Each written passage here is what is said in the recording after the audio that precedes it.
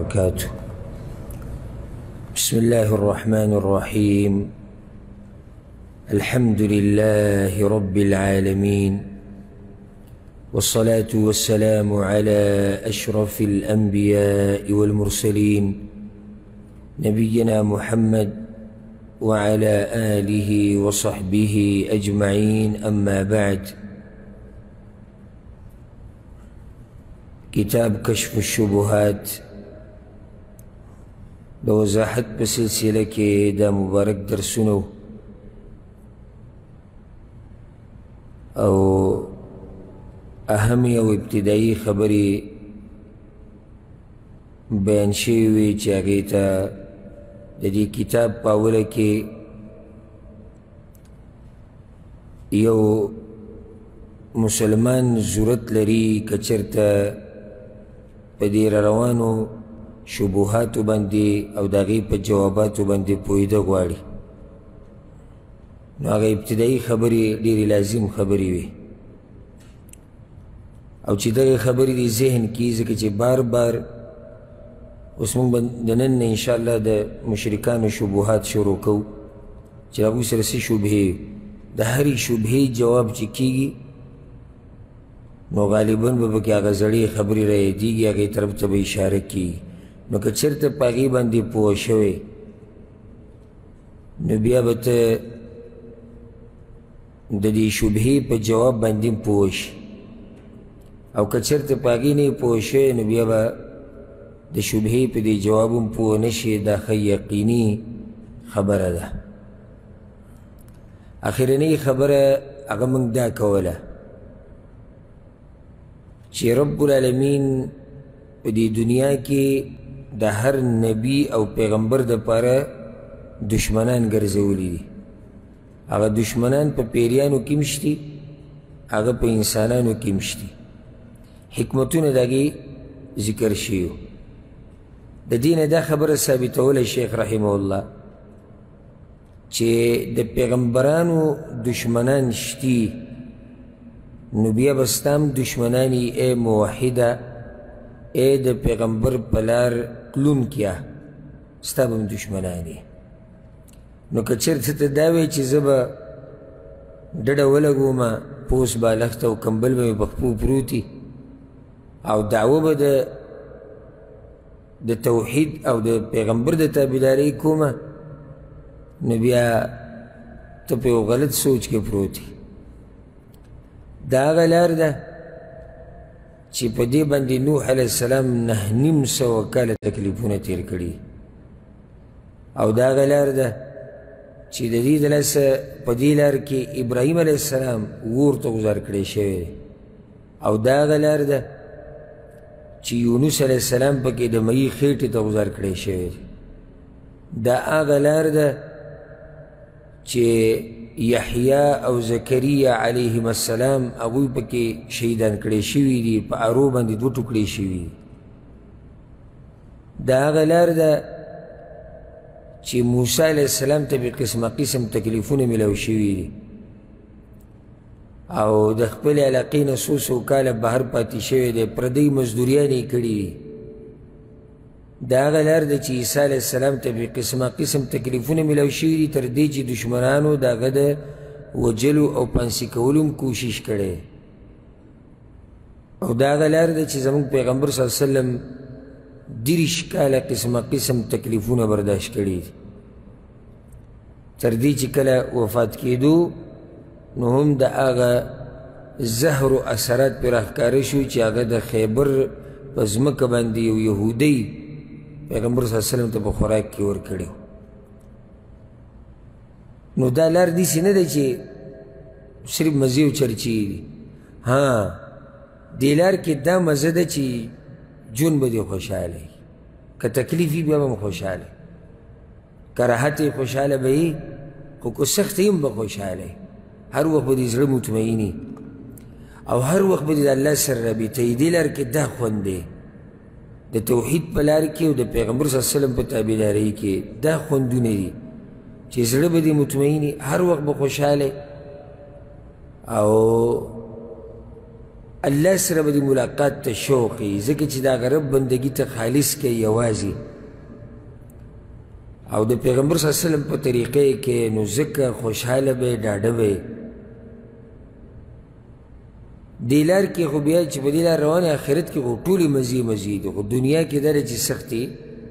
سختي شتې. په هغه سختو کې یو سخته دا ده چې دشمنان به دي، دشمنان تا پرېږدي خو نه حق بیانولو ته. که ستاسو دا خیال وي چې په ټولې دنیا کې توحید دغه شان بیانولی کېږي او څوک څه نه وي لکه څنګه چې سعودي عرب کې، نو بیا تاسو په غلط فهمۍ کې پراته یې. دا ملک الحمدلله د موحدینو دی، ځکه دلته تا ته څوک څه نه وایي.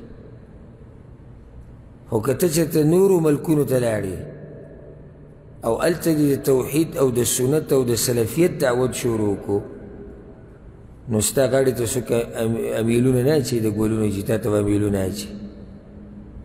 بلکې تا ته به قسمه قسم تکلیفونه در رسي، مناظرې، مباحثې، جګړې، څوک به دې کنځي، جیل ته به دې پکې اچوي، کلي نه دې شړي، بې عزته کوي به دې په قسمه قسم طریقو سره، کیدای شي مړ دې کړي. نو دا لار سختی پیشتی، په دې لار باندې څه دي سختی پیشتی. یو سخته دا ده چې شیخ ورته اشاره کړې ده، دشمنان پې دي، او دا دشمنان په پیریانو کې هم دي، دا په انسانانو کې هم دي. بیا دا نقطه ذکر کړې ده چې چېرته په دې سوچ کې پرېنوځي چې کم خلک چې د توحید دشمنان دي دوی سره به علم نه وي. که تاسو ته یاد وي موږ تېر شوي درس کې هم دا مسله تفصیلي بیانوله چې نه وقد يكون لأعداء التوحید علوم كثيرة. شیخ رحمه الله وی کیدای شي د توحید د دشمنانو سره ښه ډېر علمونه وي، کتابونه به وي، دلایل به وي.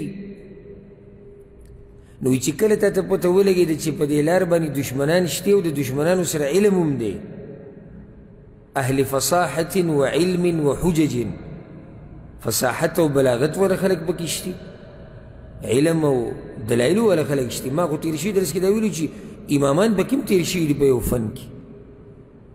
داسې امامان تېر شوي دي په فقه کې چې د فقه په دې باب کې هغه امامان دي او عقیده ګډه وډه، یا به نحو صرف لغت کې بلاغت کې به لوی سړی او عقیده ګډه وډه، یا به په تفسیر کې ښه تکړه عالم وي عقیده ګډه وډه. نو دا سوچ مه کوه چې همیشه به ستا مخې ته سور جاهل راشي. کله ناکله زموږ د موحدین ملګري په دې خبره ډېر خوشحالې وایي جي د موحدینو مقابله هېڅوک نه شي کولی. هغوی هم څه د کدو پاڼې نه دي ویلي. هر سړی چې په یو عقیده او نظریه باندې دی نو د هغې د دفاع کوشش هم کوي. دا خو پرېږده چې یو سړی د اسلام په نوم غلط کار کوي، دا خو به لازم څه دلایل ګوري. د هندوان چې به د خپل مذهب د اردو هسې لګیا دي، صحیح ده موږ دا منو چې دلایل به یې کمزوري یا به استدلال کمزوری، خبرې به یې غلطي، خو څه خو به وایي که نه، که نه هسې لګیا دي. د شیعګان هسې لګیا دي، څه خو ورسره شتي که نه، څه خو به تا ته ثابتوي که نه. یهودیان هسې لګیا دي، څه خو به تا ته وایي. نصارا هسې لګیا دي، تا ته به څه ښیي. بوزي مذهب والا تا ته هسې خو نه یې لګیا، سیکان هسې خو نه یې لګیا، څه نه څه خو شتي که نه. دا جدا خبره چې د حق مقابله نشي کولی، خو چې کله ته حق نه پېژنې ته بیا مقابله نشي کولی. حق نه کمزوری کېږي، خو د حق داویدار کله ناکله کمزوری کېږي. دا نقطه اهمه یاده ساتئ. اکثر دا ملګري په دې ډاډه دي وایي حق نه کمزوری کېږي، دا موږ منو حق نه کمزوری کېږي، خو د حق داویدار کله ناکله کمزوری کېږي. تشه دعوی کوي او حق پېژني نه، صرف په ژبه باندې زه داسې یم زه داسې یم زه دا کوم زه دا کوم، نور دته مخکې دا خپل تفصیل هم نه دی معلوم. نو ځکه تا ته شیخ دا ویوي چې تا ته پته ولګېده چې په دې لار دشمنان دي او په دشمنانو کې ښه هوښیار دشمنان شتي، ښه پوه دشمنان شتي، او هر طرف نه به تا راګیروي. نو بیا دومره دین زده که، دومره دین زده که چې ستا دپاره اسلحه شي. دومره دین زده کوي ستا دپاره څه شي اسلحه شي نو د عقیدې د دشمنانو سره به جګړه کې اسلحه یوازې دا نه چې ته ټوپک راوالې او همیشه مقابلې په ټوپک او په چړو نه کېږي تا به په هر ځای کې تماچې نیولي یا تا به په هر ځای کې ټوپک راغستی داسې خو هم نه کېږي ته به د دشمن سره کله جنګ په علمي اسلحه باندې کې نو دومره څه خو یې زده که که تا ته دا نه دي ویلي چې ټول دین یې زده که او د ځان نه یو علامه جوړ که دا خو الله بعضو خلکو ته نصیب کوي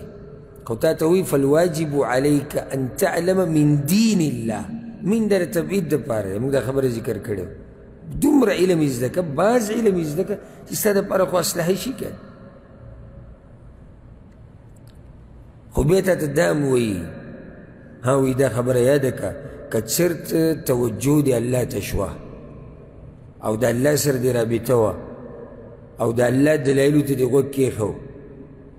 او په قرآن دې ځان پوه کړو د پیغمبر په خبرو دې ځان پوه کړو فلا تخف ولا تحزن یریږه به نه غمجنه کېږه به چېرته بیا دا خبره ذکر کړې وه په دې زمانه موږ خبره ختمه کړې وه والعامي من الموحدین یغلب الالف من علماء هؤلاء المشرکین د موحدینو یو عامي په څو علماو زورور کېږي د مشرکانو په زرو تش عامي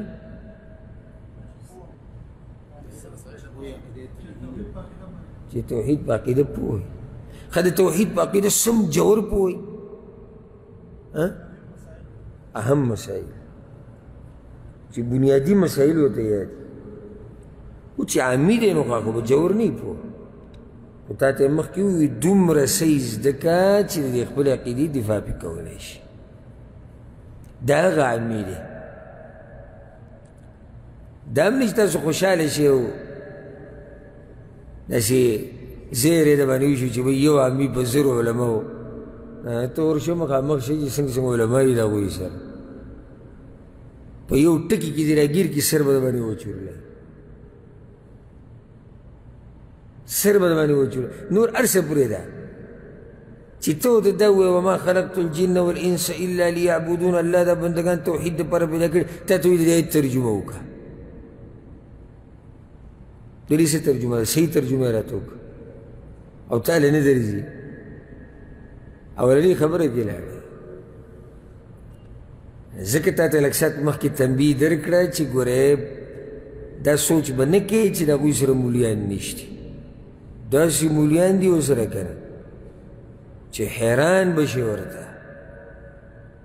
د شیخ الاسلام ابن تیمیه رحمه الله یا د هغه شاګرد امام ابن القیم دوی په دې کتابونو کې ډېر ردونه یي په د اهل بدعو باندې خو سم جوور جوور ردونه یي کله نه کله دومره جوور ردونه یي چې تکړه نه تکړه عالم پې هم نه پوهېږي د شیخ الاسلام ابن تیمیه په خبرو نه پوهېږي چې دا دې څومره جوور ورننوتی دا دې رد کوي په یو عالم باندې نو چې دومره جوور رد په چا باندې کوي نو هغه معمولي سړی هغه سره هم څه علم وي که نه یعنې بیا دومره جوور رد ته څه ضرورت او دومره جوورو خبرو ته څه ضرورت و هغوی سره مولیانو نو بیا دا وایي د دې ځای نه به نننی درس شروع شي وی کما قال تعالی لکه څنګه چې الله ویلي دي وان جندنا لهم الغالبون الله وی یقینا زمونږ لښکرې به خامخا غالبه دا د الله سبحانه وتعالی خبره ده او لښکر د الله څوک چې الله په دین باندې مضبوط راو دا به لازم غالبه کېږي او چې کله غالبه نه شو نو بیا مسله په دوی کې د الله خبره رښتینې ده بیا تا ته مخکې دا وایي فجند الله تعالى هم الغالبون بالحجة واللسان كما هم الغالبون بالسيف والسنان وإذا الله لښکرې دا غالبه دي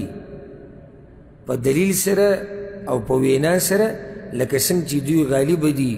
په تور او په ډال سره مؤمنان موحدین دا غالبه دي د دشمن په مقابله کې په هغه میدان کې چې په هغې کې توره استعمالیږي او ډال پکې استعمالیږي، نو دغه شان دوی په علمي میدانونو کې هم غالبه دي. علمي میدانونو کې الحمدلله موحدینو سره چې علما یې د موحدینو د هغوی سره د اهل بدع علما او د مشرکینو علما خبرې نشي کولی، بالکل ورسره خبرې نشي کولی. رب العالمین دوی غالبه کړي دي، هلته ورسره حق دی، د حق ډېر لوی زوري، او د حق په مقابله کې بیا څوک خبره نشي کولی. معمولی خبره ده اهل حق رواچي مخې ته، او بس د اهل باطل بیا د میاشتو میاشتو کلونو کلونو پورې سوچ کوي چې دې خبرې به څه جواب پیدا کړي، د دې خبرې به څه جواب پیدا کړي. بیا تا ته مخکې دا وایي وانما الخوف، دا اوس ډېره اهمه خبره، وانما الخوف على الموحد الذي يسلك الطريق وليس معه سلاح. یره په هغه موحد باندې ده چې لارې د توحید رانیولې ده او اسلحه ورسره نشته. هلته اسلحې نه مراد ټوپک او تماچه ده، علم ورسره نشته. په ټوپک او تماچه باندې خو جاهل هم زورور کېږي. اوس که ته ډېر تکړه او ډېر علم دی درسره، یو سړی د بصراک او ټوپک دی ورسره، ته ورته څه ویلی شي؟ څه ورته ویلی شي؟ ځکه دا بعض اهل بدع زموږ په دې ملکونو کې چې کله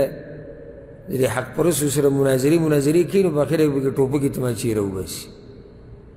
دا ټوپک او تماچه راویسته دا دلیل دی په دې باندې چې اخوا دې سره نور څه نشته. او بله دا چې ټوپک او تماچه باندې لیونی به هم زورور دی، چې لیونی دې مخې له راشي، ټوپک او تماچه خو پرېږده چې لیونی دې مخې له راشي او کمر یې درپسې رااخیستی، نو ته دې لار بدلی که نه بدلی لار ته، ځکه چې وی لیونی دی او کمر دی ورسره، نو چې ټوپک او تماچه د پسې روالي نسه کي. دلته مراد د اسلحې نه هغه علم دی. علم یو موحد روان دی په دې لاره او غریب سره څه شتي نه، نو په ده باندې یره پکار ده، او په ده یره پکار ده. ګډوډ کېږي. موږ سره څو کسانو بې شماره کسانو رابطې کړي، وایي چا سره م خبره کوله او دی راته وایي دې به څه جواب کو، چا سره م خبره کوله او دی راته وایي دې به څه جواب کو. او دومره ناشنا شبهې دي ورسره، دومره ناشنا چې حیران به شي ورته. او تاسو به یې واورئ د دې قبر پرستو سره، د دې پیر پرستو سره،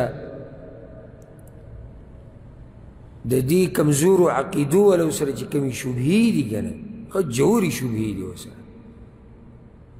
نو ته به حیران شي چې علم د سره نه. چې علم د سره نو علم د سره نو به هېڅ پروا مه کوه چې د علم خاوند یې، نو بیا خو به هېڅ پروا نه کوې، بیا خو ته غالب یې. مناظره د نمرود او د ابراهیم علیه السلام تاسو ته نه ده معلومه چې کله نمرود د تکبر کې راغی او د دې خپلې بادشاهي د لاسه هغه دا دعوه کړې وه چې زه رب یم، نو ابراهیم علیه السلام ورته څه ووایي چې زما رب خو ژوندي کول کوي مړه کول کوي، ته یې کولی شي؟ مناظره شروع شو. قال انا احيي وامیت، دا خو زه هم کولی شم. یو سړي باندې سزا د مرګ ختلې وه، هغه یې ازاد کو، او یو بې ګناه یې راواغېستو، هغه یې مړ کړو. وګوره دی مې ژوندی کړو، دی مې مړ کړو. نو ابراهیم علیه السلام غلی نه شو. قال ابراهیم فإن الله یأتي بالشمس من المشرق فأتي بها من المغرب. زما رب نور د مشرق نه راخېږي، ته د مغرب نه راوخېږه وځه. فبوهت الذي كفر والله لا يهدي القوم الظالمين. غلی شو هغه انسان چې کفر یې کړی، او د دې د هغه سره څه جواب؟ چې کله د سره علم وي، چې کله د سره علم و، نو بیا مه هېرېږه، بیا ښه ډاډه اوسه. او که هسې تش په نوم موحد او علم د سره ټکی نشتی او د ځان لري، او بعضو پکې لا شکل هم بیا د مولیانو جوړ کلی کوي، دی به کوم بیا مسله جوړه کړي داسې به وي لکه ته به وایې چې په دوی کې شیخ الحدیث دا دی او غریب چې خبرې شروع کړي یو ملګری و هغه پاکستان کې چې د بعضو کسانو سره څه خبرې اترې اړولې وي نو هغه ورته وایي چې صحیح شو ته موږ سره دغه ته کښېنه دا مناظرې ته دا کلي مولیان ورته وي دی خو ناست وي د اهل حق خو وي څوک بیا ما پسې دلته کسان رالو د هغه کلیوالو ما ته وایي چې دغه سړی پوه کوو ښه جاښه جوړوي موږ هم شرموي څه ورته یاد نه دي وایي دا خبرې کړي ته یې واوره نو هغه چې کله هغه دغه شروع کولې خبرې نو په اوله کې وایي ان الحمد لله تا ته دا پته دي چې حاست او خاصت وي ته چې مناظره کې او بیا هغوی په دې کې راګیر کړی دی چې ته چې دا وایې چې توحید دې ته وایي چې الله یو ګڼل نو الله خو یو دی ته ولې یو یعنې ته یو کې ته څنګه یو کې چې توحید معنی دا دی چې الله یو کول الله یو ګڼل نو څنګه ته دې دا تعریف کې چې ته یو ګڼې ولې یو نه دی او په دې خبرو کې غریب داسې راګیر کړی دی چا سره به مخکې خبرې نه وي په دې کې خو ښه تکړه تکړه کسان راګیرېږي په دې کې چې ته په دې باره کې څه جواب ورکړې ښه نو څه ضرورت دی بیا چې دا ځینو ته لاس اچوي علم دې سره نشته دلته مخکې یو وخت کې دلته یو قصه راپېښه شوې او څه ملګري ګرم ګرم کېدو مناظرې موږ کوو موږ دا کوو دغه کوو او هېڅ ورسره نه چې لاړو الټه ښه جاښه جوړه کړه بیا کله به یو ملا پسې منډې او کله به بل پسې چې اوس راشه او دا کار مخې ته بوسه چې علم د سره نه وي ته خبرې هم نشي کولی اوس تا ته یو سړی دا وایي ته چې دا وایي چې توحید درې قسمه دی توحید ربوبیت او الوهیت او اسماء او صفات دا کوم ځای کې راغلي قرآن او حدیث کې کوم ځای کې دا قرآن او حدیث کې راغلي توحید درې قسمه دی او تاسو هم دا ټیم در کوم یو هفته ټیم تاسو یې را پیدا کړئ دا قرآن او حدیث کې کوم ځای کې چې توحید درې قسمه دی چې علم د سره نه وي که نه هسې بیا به ځان ګرم ګرم کښېنه ګنې جاښه به څه کې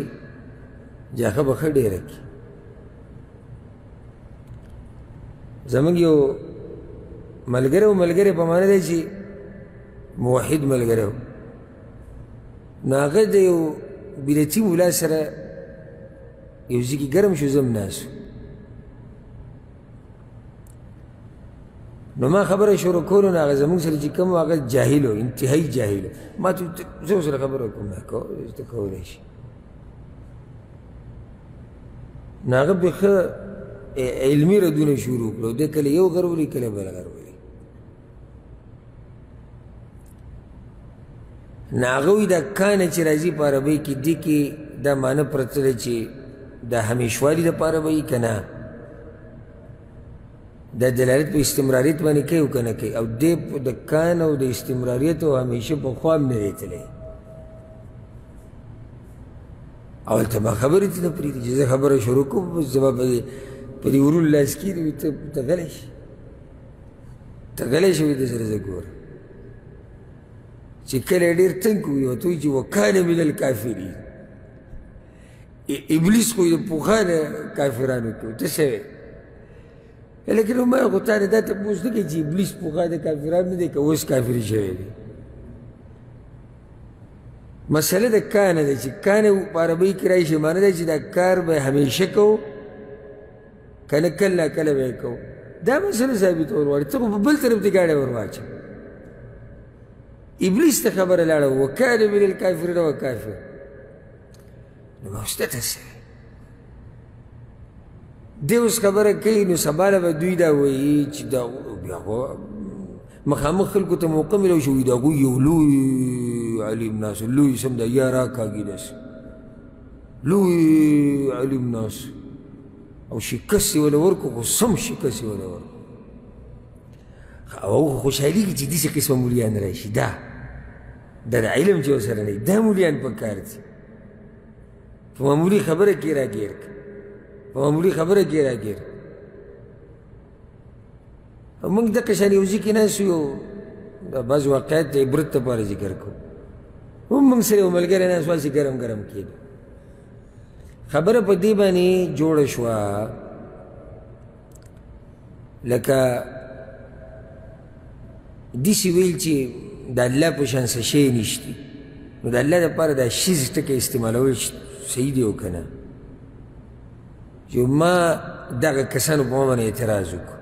یو ما لا خوله وازه کړې نه و دغه یار ورمخکې شو وی څه ستا څه اعتراض دی هغه وایي چې د الله دپاره دا ټکی استعمالول څنګه وی دا قطعا نشته او دا داسې او دا داسې او دا داسې بس زه غلی ناست وم او وی شیخ صاحب ناست دی بیا کسانو ما ته وایي ته څه وایې مونږ خو الحمدلله حق وایو که د پلار خلاف خبر راشي هم کوو ما زمونږ دا یار خطا یې استعمالولی شي ځکه چې الله په قرآن کې ویلی لیس کمثله شی شی څه ترجمه ده دومره اسان آیت د دې ذهن کې نه دی بیا چې بهر راووتو ما ته مړه مړه ته تا ته چا ویلي جواب ورکوه او تا ته چا ویلي چې خبرې کوه نو بعض کسان علم به ورسره نه یو داسې یو خطرناک پټکی یا رومیال به په سر اچولی او ته به وایي چې که دی دا دی خو یو نو سړی خو وایي مني چې وایي موږ کمزوري او کوشش کوي محنت کوي یادی یې مسلې زده کوي ښه او دا فیسبوک چې راوتی دی اوس هر سړی مولا دی هر سړی مولا دی په خپله به یې ځان ته یو غټ نوم لیکلی او پلانې شیخ او داسې او دغه او دا او داسې او موبایل به مخې ته پروت دی موبایل به مخې ته پروت دی او اکثر ورته دوه درې ماشومانان په جومات کې ناست رسو کې نه یا کور کې ناست او ځان ته موبایل یې ایښودی او بس داسې ګډې وډې به پکې ووایي چې ته بیان شي لکه تا ته چا ویلي چې ته بیان کوه تا ته چا ویلي چې ته درس کوه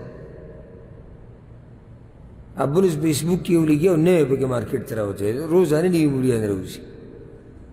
نو هغه یو حدیث وی او د خندانې پرې تشو باندې دړ شو د خپې لاسې ولې داسې مات کړو چې زه ورته حیران شوم او بری چې کوم نوم ځان ته لیکلی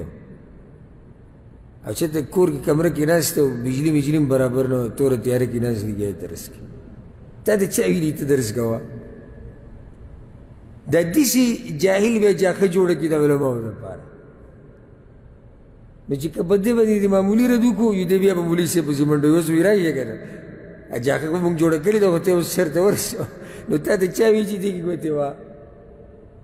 ها یو مسله باندې پوه بیا بیانوه مونږ خو تا نه وي چې مې بیانوه بلغوا عني ولو آیه پیغمبر صلی الله علیه وسلم زمان یې ورسوي اگر که یو آیت او دوه خبرې دي ګوره زمان یې ورسوئ یقیني خبره یي که یو آیت یقیني خبره خو دا نه دي ویلي چې ته د ځان نه قیسې کوه او د ځان نه مسلې کوه او د ځان نه فتوې لګوه نو په داسې موحد باندې یره پکاري څه به پکاري یره دی دومره فایده نه کوي چې څومره نقصان کوي جاښه جوړه کړي دومره جاښه جوړه کړي چې ته بیا حیران شي چې اوس دا مسله اوس څنګه راټوله کړمه دومره غټه مسله به جوړه کړي دعوت علم غواړي او حکمت غواړي او پوهه غواړي او چې د یو سړي دروند خوی درانه اخلاق د دې سړي دعوت د خلکو زړه ته کوزي او چې جاهل سړی او بیا بد اخلاق کوي او بدتمیزی او حکمت نه دعوت کی د ښه نقصان جوړوي تاسو ته ما قصه کړې وه پرځې جومات ته راتلم داسې کې یو سپین ږیری ولاړو اوس هغه سپین ږیری نشي د خوا کې دیره کې بل ته اوسېدو نو بس سم غوسه دی ته یو کس سره باز شروع کړی په تعویضونو باندې زه منزل را روان وم زه ودرېدم دوی دا خبرې مې واورېدم ملګری خو ما پېژندو کوم چې ده سره لګیا و دې سپین ږیري سره نو ما ورته ویم ماما څه مسله ده ولې دا دومره غوسې وایي زه درته وایم چې تعویذونه شتي دی وایي چې نشتي نو ما ورته دا وایي چې مولیان په پاکستان کې غټ غټ مولیان وایي چې شتي نو وایي دی ما ته وایي چې دغه مولیان ټول وتړي او کلاشینکوف ورته ونیسي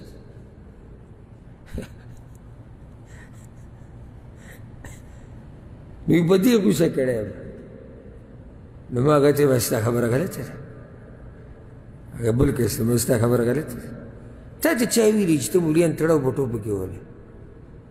دا اختیار دا طاقت تاله چا درکړی یو مسله بیان که د علم په رڼا کې ویل ورسوي ده هغه به ګټ علما یي خو په دې مسله کې خطا شي دا خبره غلطه ده صحیح خبره ده بس که یې ومنله ډېره ښه ده که یې ونه منله هم ښه ده وروسته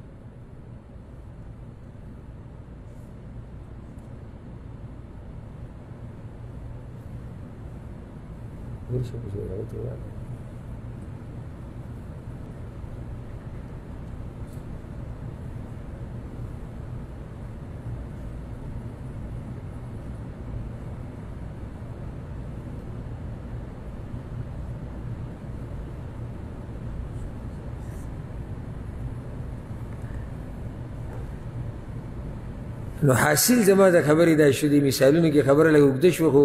د دې خپلو ملګرو ته ټولو ته نصیحت دی او موږ الحمدلله چې د حق دا وکړو نو داسې نه کوو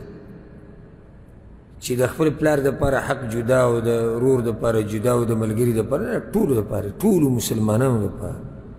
د ټول انسانیت دپاره خبره یوه ده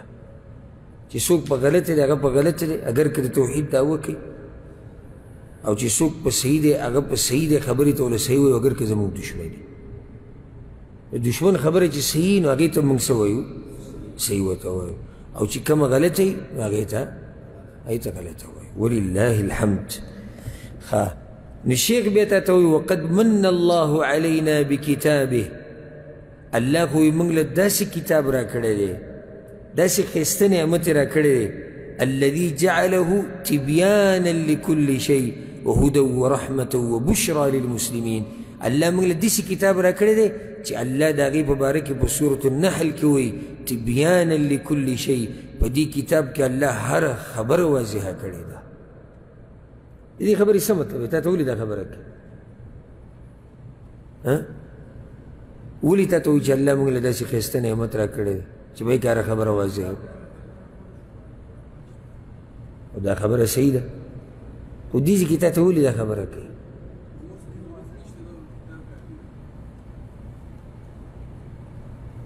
خبره خو دې نه روانه چې وایي دغه کافي دی دا نه کافي خبره د څه روانه وه په دې ځان پوه وکړه ته چې درسونه له روزانه راتلی نو ډېر به تکړه وي په دې ځان پوه وکړه په دې کتاب کې هره مسله شتي موحده که ته دا وې چې زه د دې توحید دفاع کول غواړم نو دغه کتاب قرآن په اوله کې قرآن په دې کې هره خبره بیان شوې ده الله وایي دا د شیخ خپله خبره نه ده دا سورة النحل کې آیت دی تبیانا لکل شی په دې قرآن کې هره خبره شته هره خبره په دې قرآن کې شته نو که څوک تا باندې اعتراض وکړي چې ته چې هره خبره په دې قرآن کې شته نو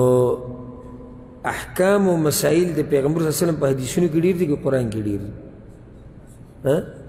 حدیثونو کې ډېر دي نبی اسلام قرآن کې هره خبره نه قرآن ته دا وایي چې د پیغمبر ومنه او یو جواب دا دی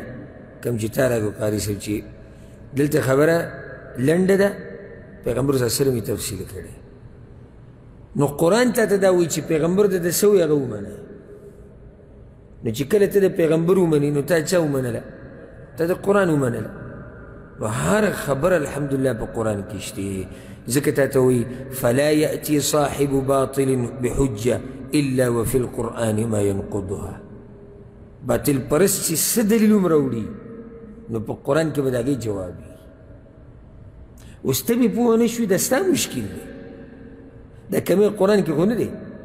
خو هلته ته نه پوهېږي. یعنې قرآن کې د هر باطل پرست جواب هغه شته او د هغې د دلیل جواب پکې شته. ویبین بطلانها، داسې دلایل دي پکې چې ښه واضحه د باطل پرست د دلیل هغه کمزورتیا راښکاره کوي او دا خبره چې دا باطله خبره ده. كما قال تعالى لك سنتي الله بسورة الفرقان كي ولا يأتونك بمثل إلا جئناك بالحق وأحسن تفسيرا. اے پیغمبر نروڑی دوی یو اعتراض پتا باندی یا یو دلیل سره دعوت په مقابله کې مگر روڑو منگا دا اغین مزیدار دا اغین واضح جواب دا اغین مضبوط جواب. قال بعض المفسرين، بعض المفسرين دا خبر کړی ده هذه الآية عامة في كل حجة يأتي بها أهل الباطل إلى يوم القيامة. دا آیت عام دی نو دا شامل دی دا هر هغه دلیل د پاره چې باطل پرستی راوړي د کوم وخت پورې؟ د قیامت پورې. د قیامت پورې چې باطل پرست څومره دلایل راوړي د هغې جواب په کوم ځای کې دی؟ هغه په قرآن کې شته. نو چې په قرآن کې شته نو موږ ته به څه کوو؟ په قرآن باندې به ځان پوه کوو. نن سبا الحمدلله په قرآن باندې ځان پوه کول ګوره ډېر اسان شوي دي، ډېر اسان شوي دي. انټرنیټ، علما، کتابونه، ستا په پښتو ژبه کې، ستا په هغه لهجه کې چې ته پې پوهېږي او په دې کې یو سړی په قرآن پوه نه شي نو دا د بدبختۍ نه راوبل څه نه دي، دا بدبختي ده. صرف په یوټیوب کې په انټرنیټ کې سرچ کول پکار دي چې دې علم درس هم پکار او دا به راوځي، ته هغې نه نشي زده کولی. خوا کې تا ته جومات کې درس کېږي ته هغې نه نشي راتلی. نو دې ته به نور څه وایو خو بدبختي به ورته وایو چې یو سړی قرآن یې زده نه کوي د هغې په ترجمه پوه نه شي. الله دې موږ پوه کړي په قرآن باندې او الله دې موږ له توفیق راکړي په قرآن او په حدیثو باندې د عمل کول. اوس مین مسلې ته او بنیادي مسلې ته شیخ رحمه الله ورننوځي. بنیادي مسله څه ده؟ شبهات. شبهات د مشرکانو او د هغې جواب. نو تا ته دا وایي وأنا أذكر لك أشياء مما ذكر الله تعالى في كتابه جوابا لكلام احتج به المشركون في زماننا علينا. وزه تا ته یو څو خبرې ذکر کومه چې هغه الله ذکر کړي دي په قرآن کې، ذکر کړي دي الله په قرآن کې. نو شیخ ولې ذکر کوي؟ وایي دا جواب دی د هغه خبرو چې زمونږ د زمانې مشرکانو زمونږ په خلاف کړي دي. مطلب دا دی چې د باطل پرستو د شبهو جوابات ته تخیمه. دا مختصر معنی شو. فنقول جواب أهل الباطل من طريقين. دا تقسیم بنیادیات کې ها د اهل باطلو جواب په دوو طریقو سره کېږي. دو طریقې دي د باطل پرستو د جواب ورکول، مجمل و مفصل. لنډ او غونډ جواب او تفصیلی جواب. بعضو موقعو کې به لنډ او غونډ جواب ورکړي، په بعضو ځایونو کې به تفصیلی جواب ورکړي. کوم ځای کې به غونډ او لنډ جواب ورکړي؟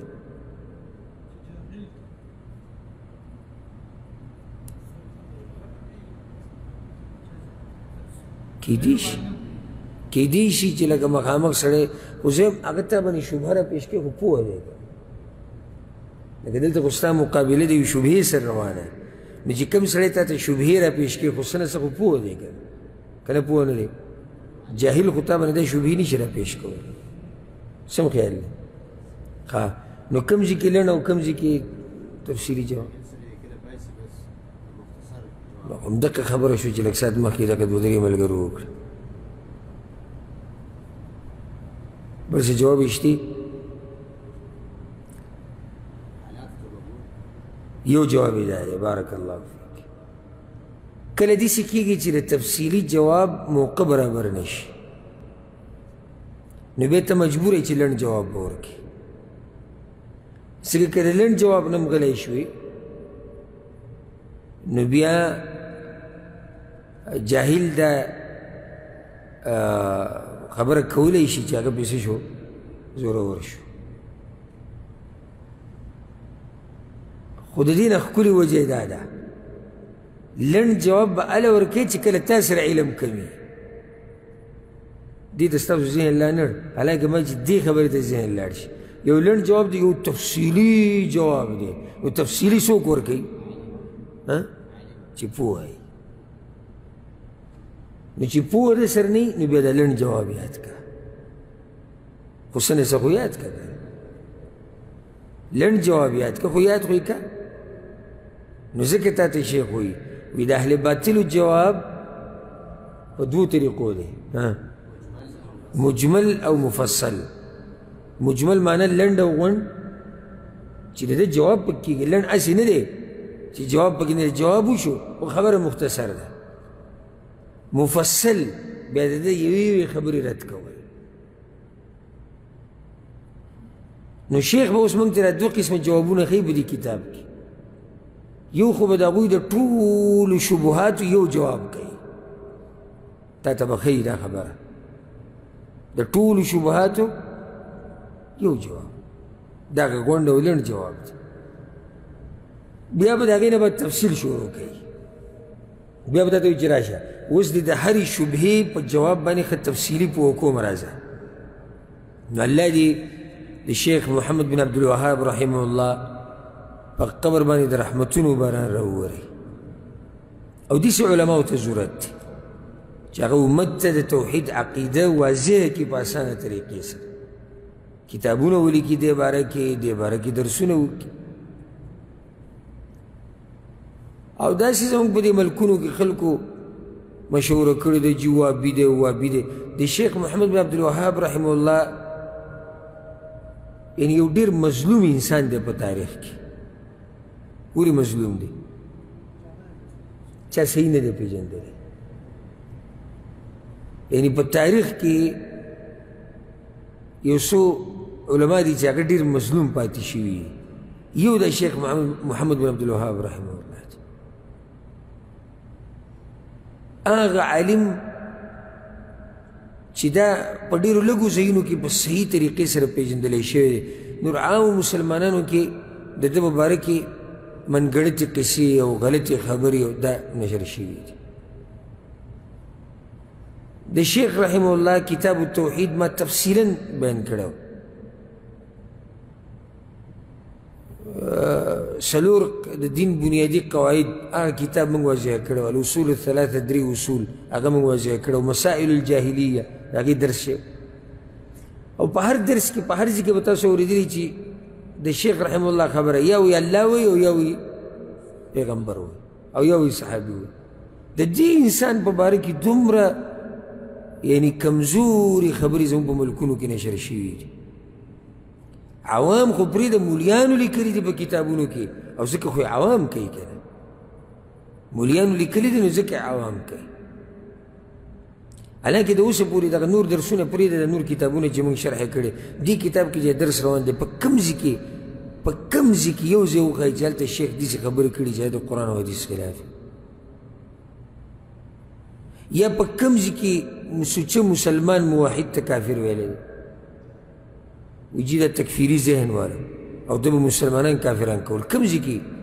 کې راغلي چې هغه وایي چې مسلمان کافر دی، کوم ځای کې هغه وایي چې موحد کافر دی. هغه خو د توحید طرف ته دعوت ورکړی، هغه خو دا ویلي چې ای خلکو راشئ وپېژنئ هغه رب چې تاسو د هغه کلمه وایئ، ویې پېژنئ په صحیح طریقې سره دا رب څوک دی او د ده بندګي څنګه کول غواړي. دا دعوت یې ورکړی. نور خو هغه څه نه دي ویلي دې نه زیات. نور کتابونه ډېر شی دي، ډېر شی. کوم کتاب چې راغلی نو دعوت هغه د قرآن او حدیث طرف دی. او موږ د ده ګوره مقلدین هم نه یو چې کوم ځای کې د شیخ رحمه الله خبره کمزوري وي نو ښکارې وایو چې دې مسله کې شیخ خطا شوی دی موږ د داسې مقلدین هم نه یو داسې موږ دا خبره کوو چې د شیخ رحمه الله اکثر کتابونه د توحید په موضوع د شرک په رد کې او خبره د هغه هم دقه یې الله دا وایي پیغمبر دا وایي نو څومره ښایسته طریقې سره په توحید باندې دا خلک پوه کوي او په څومره ښایسته انداز سره لکه حکمت مالک صاحب مخکې ووایي که په دې کتاب کې څومره ښایسته طریقې سره هغه خبره کوي نو د اهل باطلو جواب یې په دوو طریقو سره دی راځه اولنۍ طریقې له اما المجمل هر چې غوڼ او لنډ جواب دی دا جواب یاد که دا د دې ټولو شبهو دپاره چې مشرکان یې پیش کوي فهو الامر العظیم والفائدة الكبيرة لمن عقلها دا جواب وی لویه خبره ده او لویه فایده ده خو که څوک پې پوه شي دا یې اوس شرط لګولی که څوک پې پوه شي نو که هسې نه شي په یو غوږ اوري به بل وځي نو دی به جومات نه هم وځي وایي به چې شیخ وایي چې هغه ګټه فایده ده خو موږ سره پوه نه شو نو هغه مشکل په تا کې ده تا بې ځان پوه کړی نه وذلك قوله تعالى وی الله په قرآن کې دا وایي د ایت ته غوږ کېدی صحیح چې پوه شي تاسو بیا په دې شبهو په دې جواب باندې هو الذي انزل عليك الكتاب الله هغه ذات ته ای پیغمبره چې په تا باندې کتاب را نازل کړی دی منه آیات محکمات په دې قرآن کې بعض آیتونه بالکل واضح دي یعنی سړی پې ښه واضحه پوهیږي هن ام الكتاب دا اصل د دې کتاب دی و اخر متشابهات او په دې قرآن کې بعض آیتونه متشابهات دي ښه متشابهات څه ته وایي نه ستاسو جواب غلط دی ته څه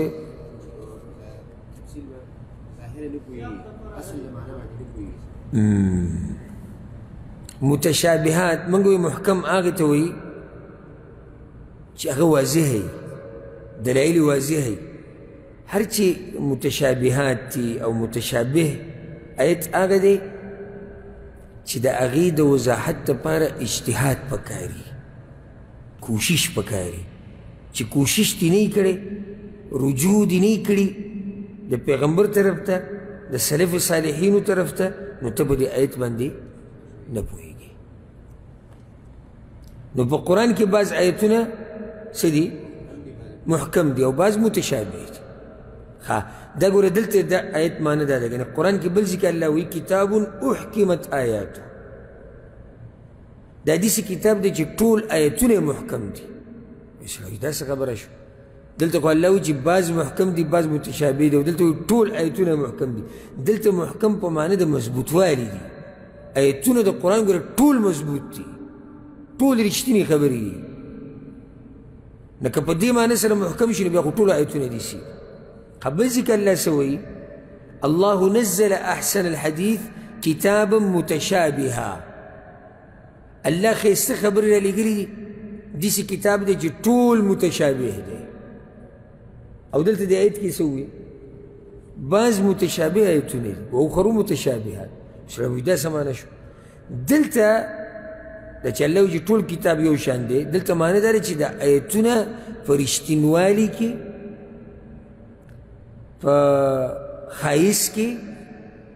په مضبوطوالي کې ټول یو شان دي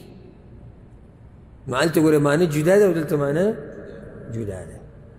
هلته د محکم معنی جدا ده دلته جدا ده قرآن ټول محکم دی څه معنی ده ټول مضبوط دی یقیني دی قرآن متشابه دی څه معنی شو نه مازی نه دي علما ټول قرآن وایي یو شان آیتونه دي په رښتینوالي کې په مضبوطوالي کې په ښایست کې په اثر کولو کې ټول یو شان دي سورة آل عمران کې چې دا کوم آیت دی ما چې لږ ساعت مخکې وویې منه آیات محکمات و اخر متشابهات بعض آیتونه محکمات دي بعض متشابهات دي یعنی بعض آیتونه بالکل څه دي واضح دي ښه په اسانۍ سره پرې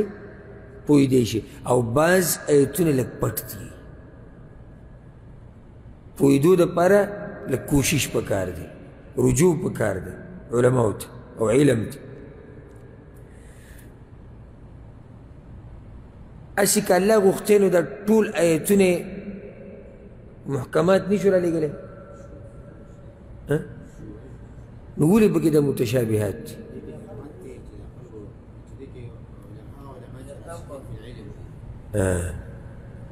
دي څه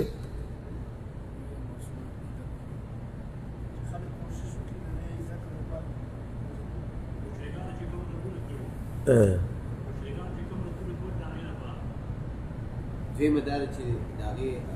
شبهې پرې سایلی شي چېرته مثال نه نه ستا اولنی جواب صحیح و اولنی جواب ستا صحیح و الله که غوښتی دا ټول آیتونه به محکمات رالیږي متشابهات ولې د الله امتحان دی الله په هر کار کې حکمت الله دا داسې آیتونه پکې الله ولې راولېږل چې په هغې باندې پوهېدو دپاره لږ کوشش پکار دی او لږه معنی پټه ده د دې دپاره چې د دې څوک چې دا وایي چې زما په دې قرآن باندې ایمان دی چې د دې ایمان پته ولګي چې دې ځای کې دی څه کوي لکه یو آیت دی واضحه دی بالکل واضحه یو معنی ده دا خو واضحه ده یو آیت دی که داسې ظاهره کې ورته وګورې نو څلور پنځه معنی ترې راوځي دې ته متشابه وایي نو حق پرست څه کوي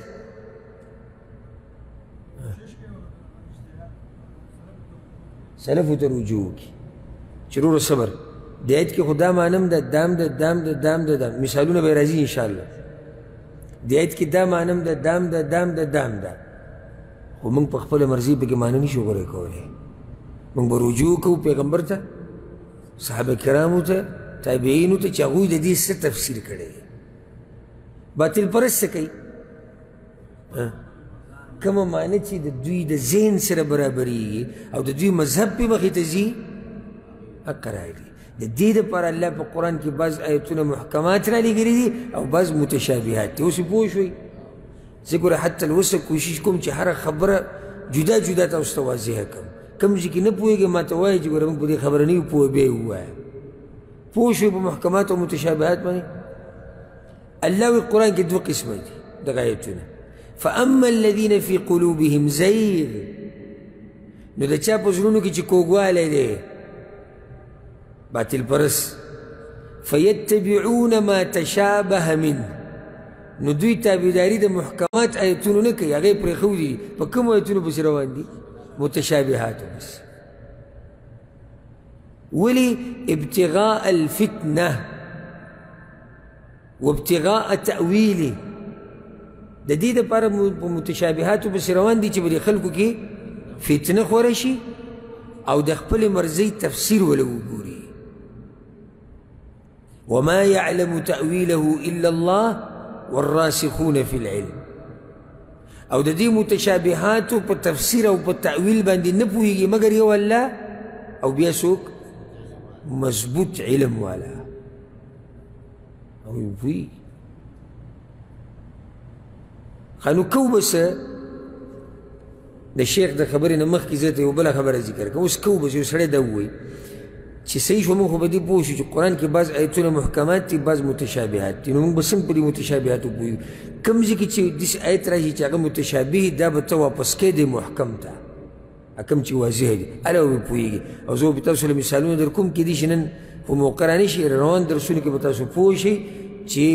متشابه آیت به څنګه محکم ته واپس کوې نو بیا به په څه طریقې سره پوهېږي بیا شیخ وی وقد صح عن رسول الله صلی الله علیه وسلم او د پیغمبر صلی الله علیه وسلم نه دا خبره په صحیح سند را نقل شوې ده اذا رأيتم الذين يتبعون المتشابه ويتركون المحكم فأولئك الذين سمى الله في كتابه فاحذروه دا حدیث امام بخاری امام مسلم راوړی عایشه رضی الله عنها روایت دی پیغمبر صلی الله علیه وسلم وی چې کله تاسو داسې خلک ویلی چې د قرآن په متشابه آیتونو پسې رواني او واضحه آیتونه پرېښودي نو دا خلق دي چې الله ذکر کړي دي په دې آیت کې نو د دوی نه ځان لرې ساتئ. اول ته په دې قانون پوه شو که نه؟ پوه شوې په دې قانون؟ باطل پرست په کوم آیتونو پسې ځي؟ متشابهاتو پسې. ولې؟ خپلې معنی خپل دلایل ترې وباسي، خپل مذهب ته تاو کړي. اوس راشي خبره واوره. مثال ذلك په دې باندې مثال دا غون جواب دی. یاد کړئ اذا قال لك بعض المشركين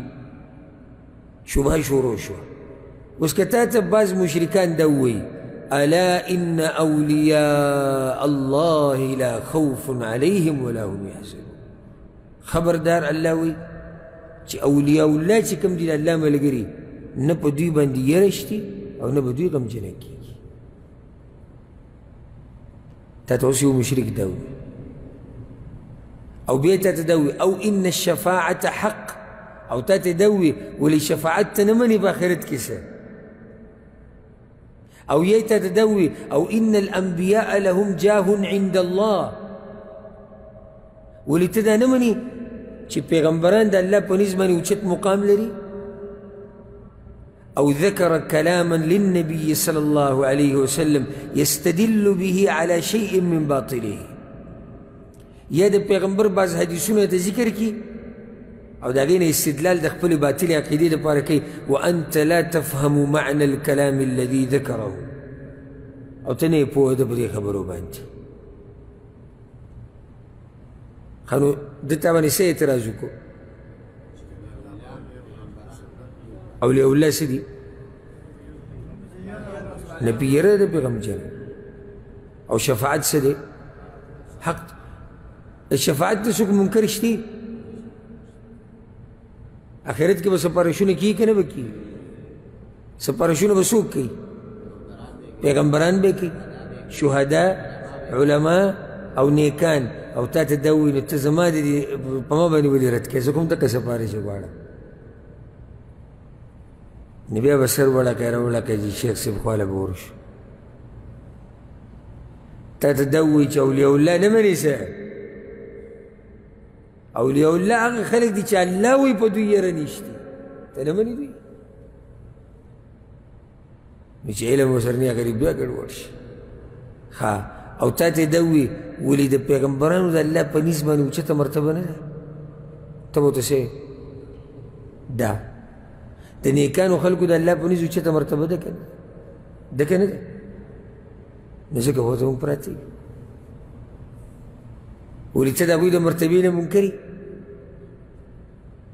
څوک د انکار کولی شي؟ نشي کولی. یا به راته داسې حدیثونه راوړي چې تا به په هغې کې راګیروي او ته پې نه پوهېږي. اوږدو قصو والا نه یې، او اوږدو قصو والا په دې نه یې ځکه چې علم در سره نشتي. که علم در سره وی نو د لاس نه به دې نیولی او کېنولی به دې چې راشه دلته کښېنه، کله څه یو آیت او نیم آیت او یو ټوټه یو دغه ذکر کړې، تفصیلي خبره وکړه، زړه کې چې دې څه دي راویې باسه او بیا جواب واله. خو نه، دلته اوس هغه سړی دی چې هغه نه پوهېږي په خبره. فجاوبه بقولك، نو ته وله جواب داسې ورکړه. إن الله تعالى ذكر في كتابه أن الذين في قلوبهم زيغ يتركون المحكم ويتبعون المتشابه. اول به ته دا خبره وکړي چې الله په قرآن کې دا ویلي دي چې د چا په زړونو کې چې کوږوالی نو هغوی څه کوي؟ محکم آیتونه پرېږدي، متشابهاتو پسې رواني. اول خو یې په دې خبره پوه وکړه. بیا وما ذكرته لك من أن الله ذكر أن المشركين يقرون بالربوبية وأنه كفرهم بتعلقهم على الملائكة والأنبياء والأولياء مع قولهم هؤلاء شفعاؤنا عند الله. اوس بله خبره ورته وکړه. شیخ وایي ته پې ما پوه کړی یم مخکې، او که تاسو پې پوه یې هله به پې پوه شوي. وایي تا ته ما دا خبره کړې وه حقه ورته وکړه چې د مکې مشرکانو توحید ربوبیت منو که نه منو؟ منو یې. ته چې دا وایې چې د اولیاء الله اوچت مقام دی، دا خو زه منمه، خو ته په متشابهاتو پسې اوس روان یې. راشه واضح خبرې له واضح خبره څه ده د مکې د مشرکانو شرک په یو قسم خو نه و که نه ملایکې د الله سره شریکان کړي که نه دي پیغمبران یې شریکان کړي دي که نه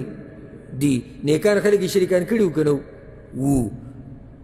نو دا خو هغوی هم وایي چې د نیکانو خلکو د الله په نزد اوچت مقام دی دا خو د مکې مشرکانو ووایي او ته یې هم وایي بیا هم الله هغوی ته مشرکان وایي کافران یې ورته ویلي دي نو ولې ورته ویلي دي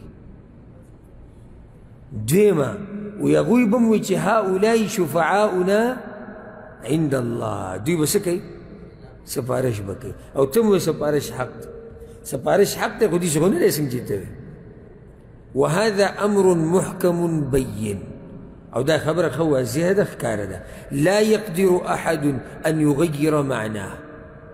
لدي معنى السوق نشي بدلوري دا كم خبري جدي وما ذكرته لي أيها المشرك من القرآن أو كلام رسول الله صلى الله عليه وسلم لا أعرف معناه أو أي مشركة دا كم آياتنا جتاوي أو دا كم حديثنا جتاوي لدي غزب معنى نبويغا لدي بمعنى ذا نبويغم سبحان الله جواب قرأ ولكن أقطع أن كلام الله لا يتناقض وأن كلام النبي صلى الله عليه وسلم لا يخالف كلام الله خدامي إيمان ويقين دي چلا الله خبري دي يوبل سر تكراو نخوري أو ندى پیغمبر خبري دي الله خبرو سر تكراو خوري نو دا آيتنا تسهيوه شتي دا آيتنا دا حديثنا مشتي قلت استدلال غلط كي عقيدة دي غلط دا دي سمانا دا زيدي بپوك قرآن كي الله ويلي دي كان زي بزي چي زمان لو بل چاته چغي مواي ويلي دي وأن المساجد لله فلا تدعوا مع الله أحدا دا آية محكم دي كمتشابه دي ها محكم دي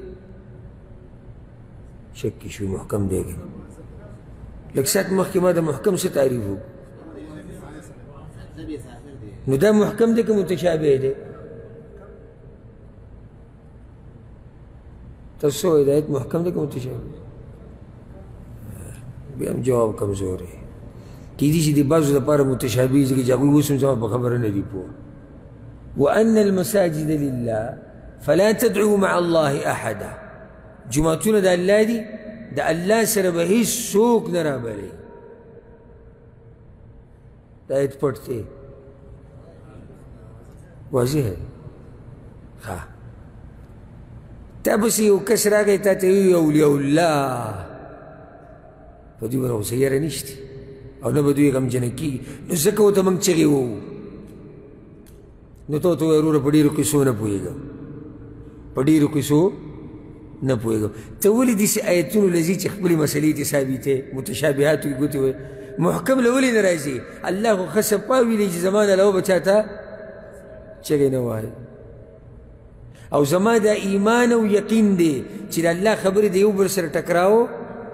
نه خوري نو کېدی نه شي چې یو ځای کې الله ووایي چې زما نه له بل چاته چغې مه وایي او بیا دغه کوم آیت چې ته وې او دې کې ویلي چې اولیاء الله ته چغې ووایي تاسو زما په دې خبره پوهېږئ که نه نو دا څومره ښایسته جواب دی ښه یو سړی دی او دا د بزرګانو باره کې لګیا دی او د اولیاء الله باره کې او د پیغمبرانو باره کې او دوی دا کوي او دوی دا کوي او د هغې دپاره بس حدیثونه پیش کوي او ته ورته ووایې چې وروره په دې حدیثونو زه نه پوهېږم خو دا مې ایمان دی چې د پیغمبر خبره د الله د خبرې خلاف نه او الله په قرآن کې وایي ما یملکون من قطمیر دا مشرکانی چې د الله نه علاوه رابلي د دوی په وس کې دومره سم نشتي لکه د کجورې د دانې د اډوکې د پاسه چې کوم پوستکی دا ورسره هم نشتي نو ستا خو په دې حدیثونو زه پوه نه شوم خو الله وایي د دوی په وس کې څه نشتي د الله خبره یقیني ده او واضحه ده او محکم آیت دی او کیدی نشي چې پیغمبر دې داسې خبره وکړي چې هغه د الله د خبرې خلاف جواب وشي کولی شي زه سوچ کوم چې تاسو زما په دې خبرو رسېدلي یې که نه به یې رسېدلي وخت لږ پاتې شو زه به ته په دې روان درس کې ډېر مثالونه پیش کړم خو صرف د شیخ دا خبره ختمو وهذا جواب جيد سدید دا ډېر ښایسته جواب دی او ډېر خوندور جواب دی ولكن لا يفهمه إلا من وفقه الله دا ډېره ښایسته خبره کړې ده او په ډېر مناسب ځای کې کړې ده خو په دې جواب نه پوهېږي مګر هغه څوک چې الله ورله توفیق ورکړي فلا تستهن به نو داسې نه چې د زموږ دا جواب د سپک ښکاره نه شي چې داسې جواب ولیکو دې کې دوه خبرې وي دا چې دې ته سپک نظر مه ګوره فإنه كما قال تعالى د دې خو داسې مثال دی لکه الله وایي وما يلقاها إلا الذين صبروا وما يلقاها إلا ذو حظ عظيم او نه میلاویږي دا مګر هغه چاته چې صبر یې کړی او نه میلاویږي دا مګر هغه چاته چې د لویې برخې خاوند نو په دې جواب باندې د لویې برخې خاوندان پوهېږي هر سړی پرې نشي پوهېدی نو مجمل جواب آسان دی اول خو ته په هغه آیت باندې پوه شوې که پوه نه شوې تاسو په هغه آیت پوه شوې سورة آل عمران څه پکې بعض آیتونه د قرآن محکم دي بعض متشابه دي باطل پرست کم آیتونه را مخې ته کوي متشابهات را مخې ته کوي تا به ګډوډ کوي نو ته به څه کوې محکم چې کوم آیت ته واضح هغه به ورته ذکر کړي چې وروره ته چې دا وایې چې شفاعت شتي نو ځکه موږ پیغمبر قبر ته پراته یو د هغه نه شفاعت غواړو دې دنیا کې ځکه چې شفاعت شتي اوس مخکې ته په تفصیل باندې نه یې پوه نو ته به ورته څه زه غواړم چې یو ملګری ماله جواب راکړي خو لاس و چې ته ماته وایي زه جواب کوم تا پسې یو سړی راغی او تا ته وایي چې شفاعت شتي که نه شفاعت خو شتي سپارش خو به کېږي نو وایي ځکه یې موږ د پیغمبر نه غواړو تفصیلي جواب نه ګورئ تفصیلي به راځي انشاءالله تفصیلي خو به یو خبرې دا خبرې به له ټولې دړې وړې کوو د دوی د غلط استدلالات او د دوی د نظریې خو دلته صرف د یو عامي سړي خبره روانه ده په ډېرو قصو نه پوهېږي او تا ته یو کس دا ووایي چې ولې سپارش نه مني ته منم سپارشونه به کېږي نو چې منې نو ځکه خو موږ یې غواړو ځکه خو موږ پیغمبر ته چغې وو ځکه خو موږ عبدالقادر جیلاني ته چغې وو ځکه خو موږ پیر بابا ته چغې وو چې سپارش وکړي نو څه جواب به ورکړې نه ته نه صبر هسې نه ما ته به اول وایي چې جواب ورکړو او پوره جواب به ورکړې یو غر بل غر به نه وړی ورې دوه دا شو دوه خو پتر بل درې بل ملګری نشي څوک د کومو چې لاسو زده کړي دا خو تکړه یي دا خو زه پېژنم بل څوک نشته دومره اوږدې قصې مې وکړې دومره ګټې خبرې مې وکړې او تا ته صرف دا ووایي چې سپاره شتي که نه او ته ګډوډ شو او ته په دې کې ماله جواب نشي راکولی نو چې ته دوی ته مخامخ شي ته به بیا څه کوې بیا خو به یې تېښتې لار ګورې چې اوس ما ته دروازې وښایي زه دقه یو دلیل باندې پوهېږم په بل دلیل سره پوهېږم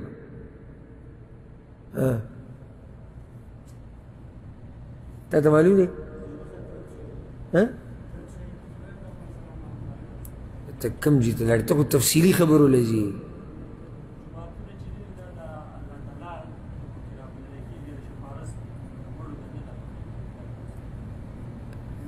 نږدې خوا ته ورځې خو بیا هم زما په خبره کې پوه شوې دا دوه ټکه جواب دی دوه ټکي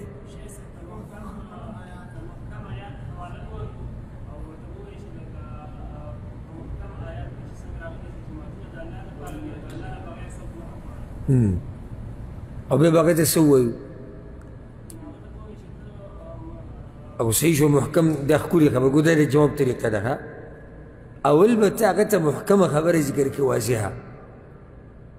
وایه